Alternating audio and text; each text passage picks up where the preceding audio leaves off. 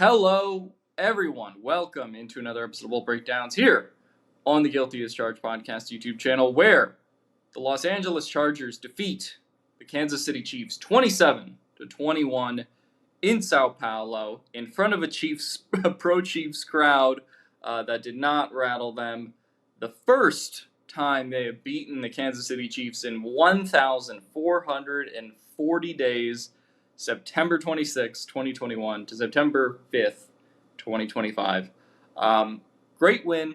I think it is probably the most complete team win I have seen in quite some time in terms of the Chargers playing a true playoff caliber opponent. I think that was one of the things we talked about last year, right? The Chargers are taking care of sort of the bottom feeder teams.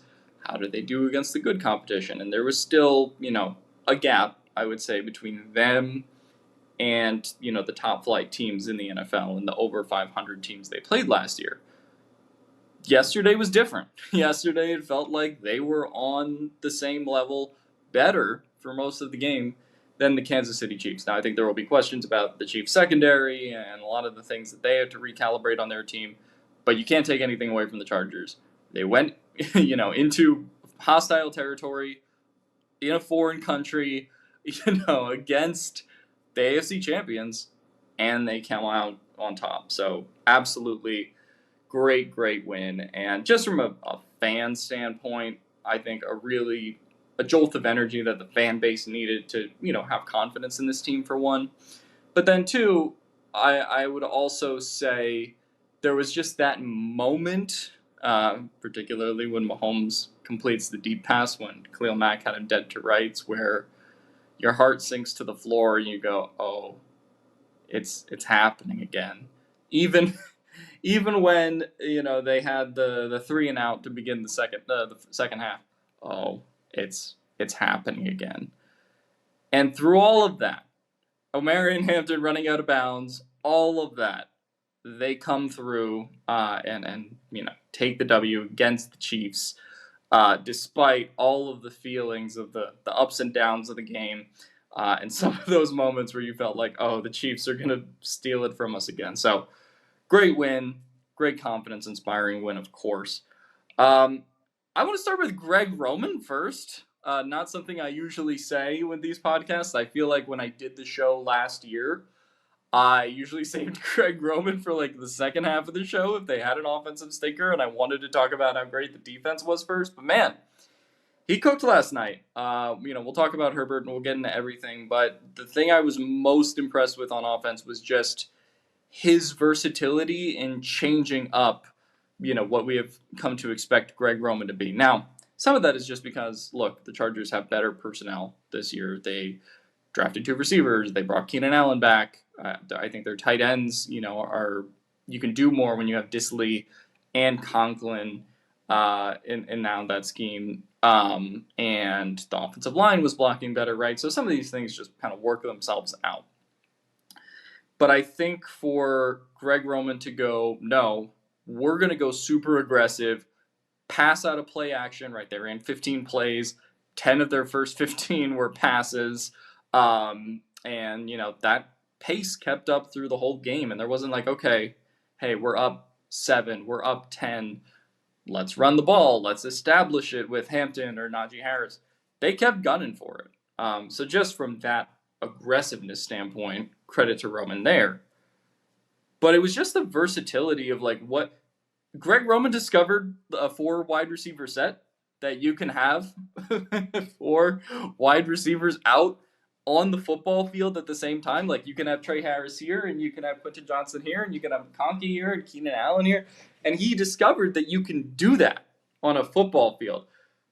Absolutely development for Greg Roman in terms of what they did last year. Again, something that's personnel-based, but I also think, the stereotypical, I guess boomer ball, if you want to say that we've come to expect from Greg Roman. Again, he realizes this situation this year with this quarterback, these weapons, is different, right? And I think he deserves credit for that as well. And just the things that he would find, kind of deep in the playbook that kind of bailed the Chargers out of some situations. The direct snap to Tyler Conklin is not what I would have called in that specific moment, but it worked, right? Like, I just think he was firing on all cylinders last night, to be honest. And that was not something I kind of expected. It was not the game plan I kind of expected in terms of them leaning heavily on the pass, leaning heavily on the play action, leaning heavily on a lot of 4 wide receiver sets. It was a different Roman last night, and credit to him. I think he deserves it. Obviously, he gets a lot of shit from the fan base. There were people after the Houston game who would DM us or reply to this show like, "We want him fired." And one of the things that I said in terms of not calling for his firing last year, from myself personally, was he didn't have the weapons to do it. And I think this year was going to be a big test of, we give him the weapons, you give him, better blocking for Herbert on the offensive line, and let's see what he does. Again, one game, you don't want to overreact and say, hey, here's the 10-year extension. But I did think this was a very, very positive first step to see from Roman. Justin Herbert, despite Ryan Clark, despite Emmanuel Acho, and despite some of the people saying he doesn't come up in big games, came up in a big game again. And I think there were people who had questions about how he would respond after the Houston game. I never wavered in my confidence of Justin Herbert. I thought that was the kind of performance that he was capable of giving, and he gave it. 25 for 34, 318 yards, 9.4 yards per attempt, 3 touchdowns, and 131.7 passer rating. That about sums it up right there. And for me, it was how poised he was in terms of responding to what the Chiefs' defense was giving him, right? Hey, if there's a run lane, I'm going to take it. If there is, if I can, keep waiting in the pocket and find, McConkey or Keenan Allen downfield, I'm going to take that too, right? I don't think there was ever, kind of like we just talked about with Roman, there wasn't this feeling of like, okay, we have to force, this connection, we have to force this play. Everything felt very natural in terms of Herbert's delivery, as it usually is. But I think coming in with, the new weapons, trying to establish the ground game, you wondered if there was something Herbert was just going to like go back to over and over again in a way to establish it and force something. And that's not what happened. I thought this was a really great game from Justin Herbert, hooking up with Keenan Allen, his old friend. We'll talk about him in a minute. Him and Ladd were in sync. Him and QJ were in sync. He just, again, continued taking what the defense was giving him all night. One of the best games of his career, I would say. I don't know if I would put it as like the best in terms of like maybe the difficulty of the throws, but it was one of those performances where at every stage of the game, you just trusted him not to turn it over, not to make that back-breaking error, and you knew he was just going to come through. And that was the confidence he inspired since early in the game. So credit to Justin Herbert, who, again, came up huge in a national media spotlight where a lot of people were doubting him, and he came through again. That to me is unsurprising. So, I don't even know if I feel the need to talk about Herbert, but I thought this was a very good game in terms of, putting a lot of those doubts to bed and just getting back on the football field after the implosion of the Houston game. This looked different. When you provide the right blocking, the right receivers, and the right scheme for Herbert, he delivers. Talk about the rushing attack real quick, which I guess is kind of the one drawback on offense. This was obviously Omarion Hampton's first game, 15 carries for 48 yards, 3.2 yards per carry, some of those short carries, so, you take that for what it's worth. I didn't think this was his best game, to be honest, having rewatched the tape and, obviously having watched the tape at UNC in college. It felt like there were a couple times he could have been a little bit more decisive about taking the holes that were given. Granted, I didn't think the run blocking from the O-line was honestly amazing. But I think you saw the flashes of why they took Hampton. He gets the big 4th down conversion. And when he does, confidently hit the hole, that physicality and the way that defenders bounce off of him, it's exactly what you need from Marion Hampton and why they took him in the first round. So, wasn't really surprised by his game. I think this is just going to be kind of getting up to the speed of the NFL type thing, as well as the run blocking of the offensive line needing to improve. There was the play, of course, before halftime where he ran out of bounds, where he shouldn't have. Again, rookie mistake, coaching mistake, whatever you want to call that. They'll get that under control. So there's not much talking about there. What was the question mark for me going into this game was how much Najee Harris would play. And Najee had 1 carry, 4 or 5 yards. Again, came on for some pass protection stuff. But they were not kidding when they said Marion Hampton's going to start the game. He ultimately gets 15 carries to 1 for Najee Harris, 1 for Darius Davis, and 1 for Tyler Conklin, none for Hassan Haskins. So that direct snap is the play for Conklin that I mentioned earlier. 7 rush attempts for Justin Herbert. But, I'm curious to see how this shifts throughout the season. Obviously, I think Hampton is going to remain the starter. But as Najee now has 10 days going into the Raiders game to kind of get himself back into gear, is there a little bit more momentum for him in terms of getting where he needs to be? Because it felt like clearly, not that they felt he would not be able to play tonight because he was able to play, but in terms of becoming more of a rushing threat and making that more of a duo backfield rather than Hampton as the clear bell cow. We'll see if they can get to that point at some point as Najee gets deeper into the season. Receivers, the best part of the game. Quentin Johnston legacy game. He led the team in receiving. I think he's had 100-yard games before, 90-yard games before. This was his most impressive effort when I watched the tape back this morning. And I think the big thing for me was his confidence in terms of route running, in terms of just like not putting in extra moves to his routes or putting in any extra stuff into the tree, being very decisive at the point of the catch. He had the one drop in the back of the end zone. PFF actually didn't chart it as a drop. It was a little bit of a difficult ball, but Herbert put it in the right place. Technically probably should have caught that. But he came down with 2 touchdowns. He averaged 15.8 yards per reception and felt smooth doing it. He obviously bailed them out of a huge 3rd and 15 situation, to make that convertible 4th down for the Chargers. So credit to QJ and everything he did last night. This is something to build off of, right? I think we were curious about the training camp hype as well as, how would QJ kind of respond after, to be honest, I did think he kind of got his lunch money taken from him in that Texans game. And I think this was a very positive first step forward for one. Mr. Johnston, Lyle McConkey, nothing to say there. He picked up where he left off. 6 receptions for 74 yards. Again, the timing with Herbert it's right there. And you just, you see it, particularly the one where,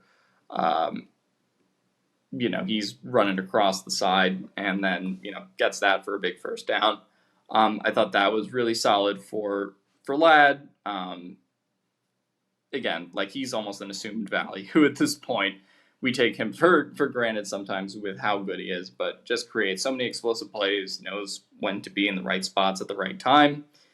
The big story for me was Keenan Allen. I think there was a relevant question in terms of what do you kind of expect for Keenan Allen at this age, coming off of the season he came off of, where he didn't necessarily, I didn't think he was terrible, but he was, I think, noticeably a step slower in Chicago than he had previously been, and honestly, he showed up tonight. I kind of made the joke that, he's kind of an unstill got it receiver. He doesn't have necessarily the speed that Keenan had in, 2020, 2021. And when you see him turn upfield, it's like, oh yeah, he is a little bit older, but he gets the job done. He is kind of almost like this is not meant to disrespect him, but he is quasi, they're tight end 1/wide receiver 3, however you want to put it. in terms of just picking up those tough first down conversions. Again, knowing to find these soft spots in the defense. I thought he was really good tonight, and picks up 6 first downs, Mr. Third Down, and just having someone in addition to Ladd that Herbert can find on the money downs. Again, that's, I think, just huge for this team. And, QJ was obviously reliable tonight in that department as well. So just more of those weapons that Herbert trusts on the money downs is going to be a huge thing, I think, for this team as a whole. Disley and Conklin, who, we've talked about a little bit earlier. Disley had the huge play that kicked off that final drive where, a great play called by Roman that picks up a big first down that, forces the Chiefs to pretty much burn all of their timeouts. And then, of course, they seal the game with the big Herbert run. And, Trey Harris had a reception. He popped up on the stat sheet. Wasn't sure. I think he played 5 snaps today on offense. Not the greatest game for KLS, who I think was a little bit, just film-wise, a little bit, not intimidated by the moment, but I think the moment did get a little too big for him in terms of that transition just between playing in the preseason versus playing in the regular season. But I expect him, again, to work it out, kind of as the season goes on, and as he and Trey, with injuries and other stuff that could happen, might be required to play more. I think they will work that out. Trying to think of any other offensive notes that I have from this game. We haven't talked about offensive line, where there's a discussion to have here, and I think it is about where does Joe Alt play in 2026. And Steven and Tyler have covered this to a pretty large extent, so I don't want to harp on it for too much. But I didn't necessarily get into the whole speculation of if Slater comes back in 2026, where is he going to play? Because they just kind of still penciled him in at left tackle. But Joe Alt looked really good last night. 41 pass blocking snaps, 0 pressures, 100 pass blocking efficiency. Everything you wanted from him. Stonewalled Chris Jones a couple times. Stonewalled the edges. I think he did everything you could ask of him and more on the short notice of a month left to the season. Hey, you're switching back to the other side. It was a really solid game from him. Shout out to Mekhi Becton, who, I think really tried in this game. Clearly was going through stuff with the illness. Had to come out of the game sometimes on the sidelines, get on the ventilator, and get on the air mask, but then came back into the game. He played his tail off too. And then I want to shout out Zion, who, of course, you look back to the 2 Chiefs games last year, he was a problem in both of them. He had 7 pressures, allowed 7 pressures and a sack in those 2 games. Comes out tonight, allows 1 pressure, stonewalls Chris Jones on a rep that I posted on social media earlier, but I thought it was a really impressive effort from him too. Bozeman, steady Eddie. I'm not saying he was amazing, but kind of did what he needed to do. And same goes for Trey Pipkins, who I think was solid. Got beat by Karlaftis a couple times, but I think in terms of holding down that spot, as far as what my expectations were for him in this post-Slater era, I think he came through on it. So as far as the offensive line is concerned, my big question going into this game, and honestly why I didn't pick the Chargers in this game, was I wanted to see what the offensive line looked like, and the offensive line came through. There's not much more you could say about that. It was an absolutely great effort from them all around. Will that hold through the whole season? We'll see, but I thought that was great. One thing I did want to talk about was Harbaugh in this game. I'm not going to bash on him because, they won the game. 2 perplexing calls for me. The one at halftime where he opted not to take the timeout and instead elected to take the delay of game call. Wasn't really sure what the rationale was there other than to just, stop the clock, but then they backed themselves up and then did the Omarion Hampton thing out of bounds, which, was a mental error on Hampton's part.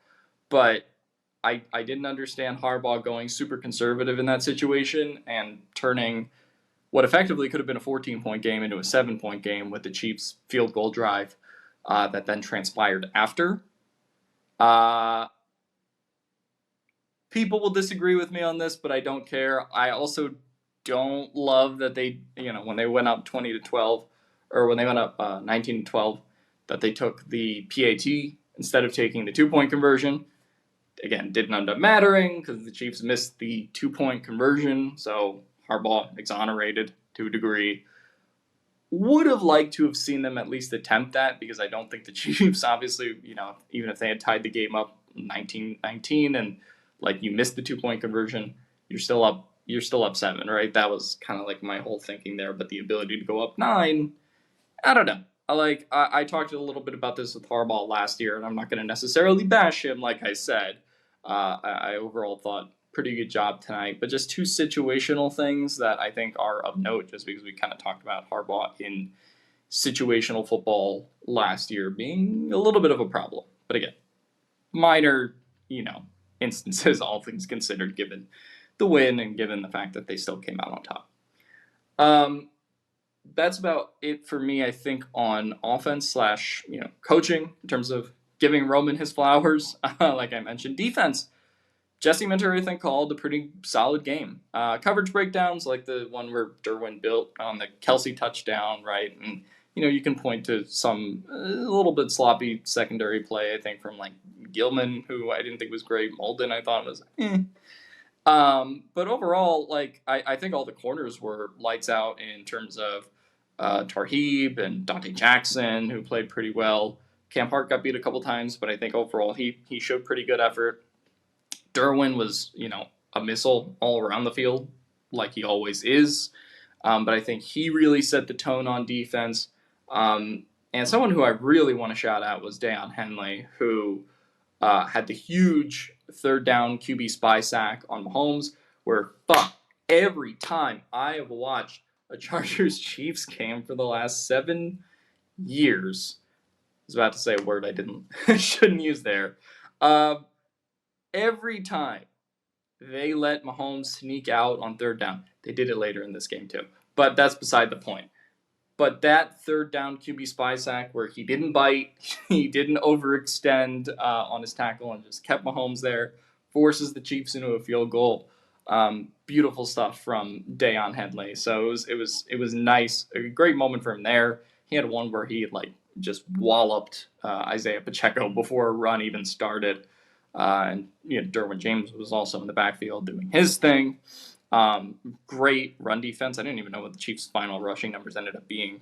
17 carries for 98 yards. Patrick Mahomes, 6 for 57. So just in terms of the Chiefs' running backs, they had 10 carries for 41 yards, if I'm reading the stats correctly. So overall, the Chargers really contained the Chiefs' ability to run outside of a couple Mahomes runs here and there. So I think the tone that they set for the rushing defense and the control that they really had in the trenches on the Chiefs' line of scrimmage, thought that was really great. I don't know if there's too many others I want to shout on defense. Oh, actually, you know what? Caleb Murphy. He played 14 snaps in this game. He was the 2nd highest PFF graded player. He came up with a pretty pivotal, a nice run stop in there, which was good. And I thought his snaps were quality. I had questions, obviously, about how his skill set would transfer preseason to regular season, but I kind of watched that game and I was like, I wouldn't mind if we cranked it up from 14 defensive snaps for Caleb Murphy to 20 next week. And so I thought he was really good. I thought Minter the whole night in terms of designing little sim pressures for Thule, Mack, and Bud, and that rotation that they had going on. There was one where Mahomes wanted to take the deep shot, and then Thule kind of skewers around and gets in Mahomes' face to sort of affect the throw. Thought that was a great design by Jesse Minter there. Taylor Tart and the interior defensive line play their asses off for the most part. Saw a lot of Jamari Caldwell out there. Taylor, enforcing against Travis Kelce with a little shot to the head. It was a slap, not a punch. So, he didn't get ejected from the game as they tried to explain it, which of course valid. But I thought he was really good in this one. Really just a complete effort from the defense all around. Deshaun Hand got inside there with a sack where him and Dupree kind of collapsed the pocket. So overall, really complete effort from the defense. Not necessarily like one player other than, we talked about Derwin and Dayon, who really stood out, more flying around. Not necessarily one player who just racked up a ton of sacks. We'll save that for the Raiders next week, Khalil Mack. But overall, just a complete effort where they didn't, kind of a bend, don't break mentality too. Kind of like I mentioned with the shot Mahomes had deep, where you're like, shit. But then they kind of bend, don't break, and they make, almost kind of like goal line stand and force the Chiefs to take a field goal there and get the ball back, right? So again, good effort from the defense, I thought, all around today. And yeah, I think this matchup in particular, in terms of what Minter wanted to do, just really kind of a Minter and Roman masterclass, I would say, where Minter really forced the Chiefs to play how he wanted them to play, in terms of getting relatively good pressure on Mahomes, in terms of being able to just shut down the run entirely. And I thought that was probably his game he's coached, his best game he's coached against the Chiefs defensively, given the circumstances of this one and the uncertainty of Week 1 in general. And then I think as like I kind of mentioned Roman earlier, but as far as I really thought Spags was kind of going to cook the offensive line. I said that before the game, but honestly, Roman held up pretty well. He held up pretty authoritatively, like I said earlier, and the Chiefs really couldn't get pressure on Justin Herbert unless Spags sent the house, and that's a huge part of just being able to play the Chiefs, is being able to affect, being able to run your offense without the fear of getting sacked, getting pressures. And so for Spags to pretty much send the house to get any pressure on Herbert, I thought that was, obviously played into the hands of Greg Roman there. So, you could debate for many weeks whether that's a Chiefs defensive line thing or a Chargers offensive line thing. Again, the truth is probably somewhere in the middle. But I thought this was a very good first positive effort for the line, like I kind of mentioned earlier. So yeah, overall great win. Couple things I will be watching for. Obviously, the Chargers now have 10 days of rest before they head and play the Raiders on Monday Night Football, which obviously good for them.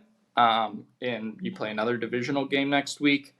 Kind of like I mentioned with the running back room earlier, curious to see how they divvy up the carries next week, with Najee maybe a little bit healthier, and what did they do situationally in some of those short down and distance circumstances? Can they make it more of a backfield, so to speak?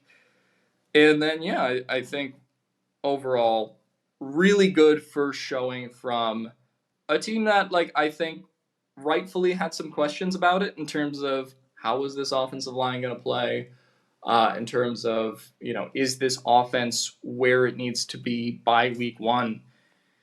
And largely the Chargers answered the bell. And I was, I think, one of the more skeptical people, I think, certainly after the Rashawn Slater injury. But the Chargers really came through in this one. And I thought had a good night overall, about as well of a night as you can ask for, given the circumstances against this team. So I think that'll do it for me today, folks. Bolt up, as we always say around here. Great to be back for another 2025 season, and it is such a relief to get this win against the Chiefs, where the Chargers, like I said, kind of finally got their monkey off their back, and great to see going forward. So we'll see and follow how this kind of transpires. But as far as first game of the season, in terms of the level of confidence Minter and Roman and the whole offense and defense inspired, I thought this was probably the best all-around performance from the Chargers since maybe the 2018 season, in terms of just offense, defense, special teams, all working together against a higher quality opponent. Definitely one of the better games I've seen from them in that regard. So that'll do it for me today, guys. Again, bolt up, and as always, fuck the Chiefs.